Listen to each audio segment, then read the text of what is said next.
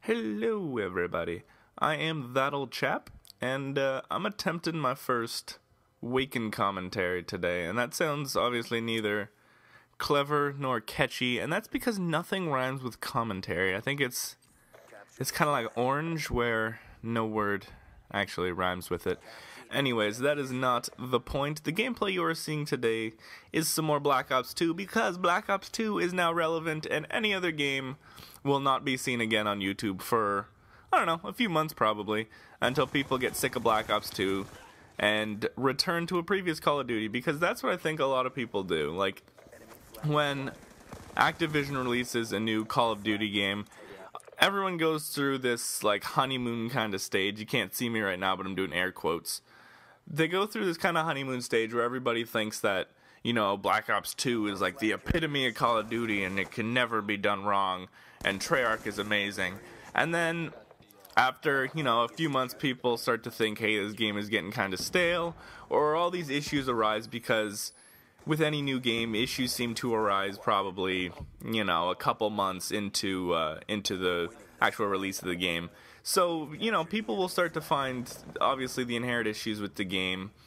They'll think, you know, they want to get some variety, so they'll return to previous Call of Duty games, or, you know, something completely different. I like playing some Borderlands myself. I gotta get back into playing Borderlands because a new DLC was released very recently, but I've been so swept up in this Black Ops 2 hype that I haven't really got around to playing any Borderlands recently. I hope I can get back to it, actually. That's gonna be a lot of fun. Maybe I'll post a video here about some Borderlands-y stuff. That, I think, would be pretty fun.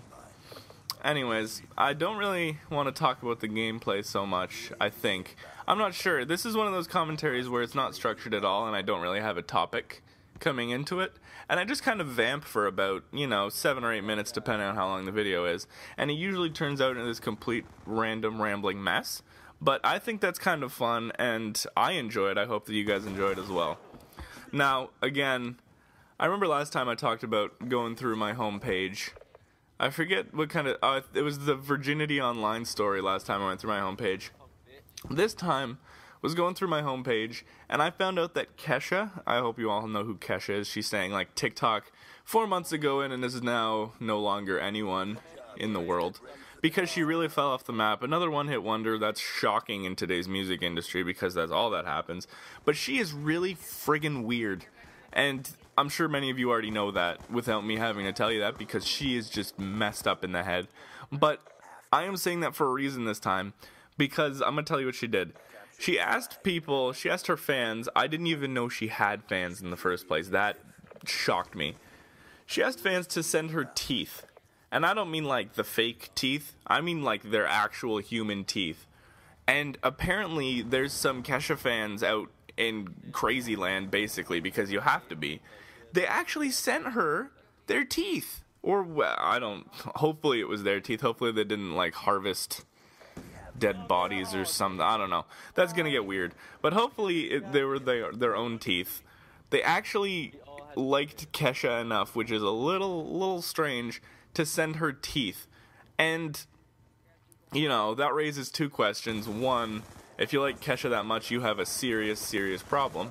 And two, how weird is Kesha for asking fans for their teeth?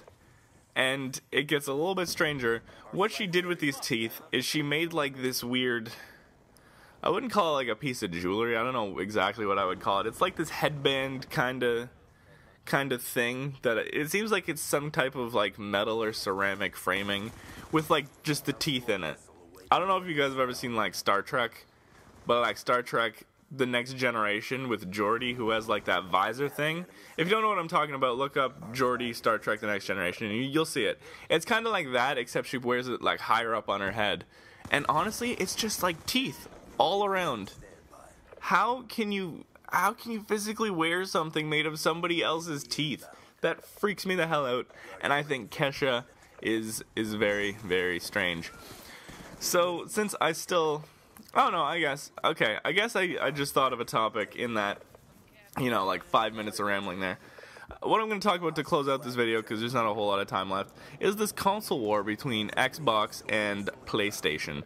Now, I think what this highlights is that, you know, there's somewhere in the human brain that people are just, they're hardwired basically to be confrontational, because to fight over something as trivial as I own an Xbox and somebody else owns a PlayStation is completely ridiculous. The notion that you should have to argue with people and defend which console you pick to play your video games is a little bit ridiculous. Like, why in the world can't we all get along, especially on something as like, I don't want to say trivial, but as something as simple as gaming, where it's kind of supposed to bring a community of gamers together, which is what it does in most respects. But I think this is one aspect where the community is really torn. And honestly, I don't understand why people can't basically look at the advantages, look at some of the positive qualities of each system, and acknowledge that basically, and not try and put other people down for what console they own. For example, you know, PlayStation, you got the Blu-ray player, which is pretty cool. You obviously have some PS3 only games. You know, you got free online.